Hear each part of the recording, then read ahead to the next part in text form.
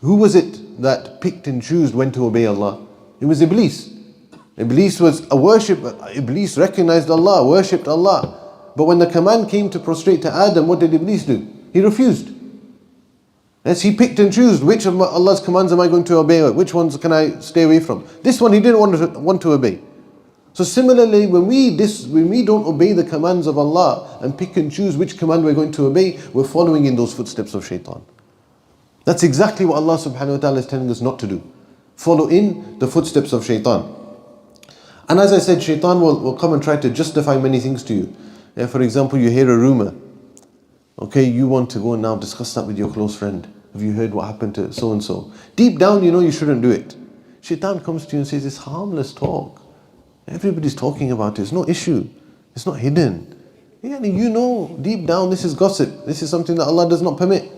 But Shaytaan will come and try to justify it to you. Shaytaan for different people will have different strategies. And then sometimes Shaytaan will come to you and convince you that, look, you're a good person. You know, you pray 5 times a day. Yes, you know who Allah subhanahu wa ta'ala is. You're a good person. This is your Islam. Now how the way you live the rest of your life is okay. It's up to you. You don't have to worry about following every single rule in Islam. It's another trick of Shaytaan. So Shaytaan will also will come to some people and say, when you commit certain sins, that don't worry, it's a minor sin. Yes, you hear this. It's not from the major sins, it's a minor sin. As long as you don't do the major sin, and you do some good actions, it will clear the minor sin. Don't worry about it. This is from the tricks of Shaytaan.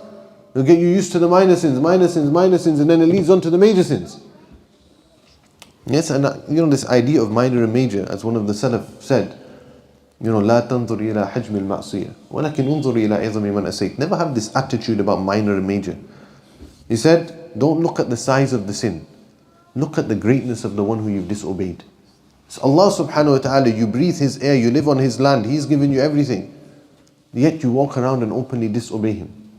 Don't think of it as minor. This is why one of the Salaf, they said that perhaps you commit a minor sin which is amplified in the sight of Allah subhanahu wa ta'ala. It might be a minor sin, but because of your attitude it's major now with Allah. Because you don't think anything of it and just disregard it and don't do tawbah for it, it could be major with Allah. And how many commit major sins but it's nothing with Allah? Why? Because they did tawbah. Why? Because they had regret. Why? Because they had remorse.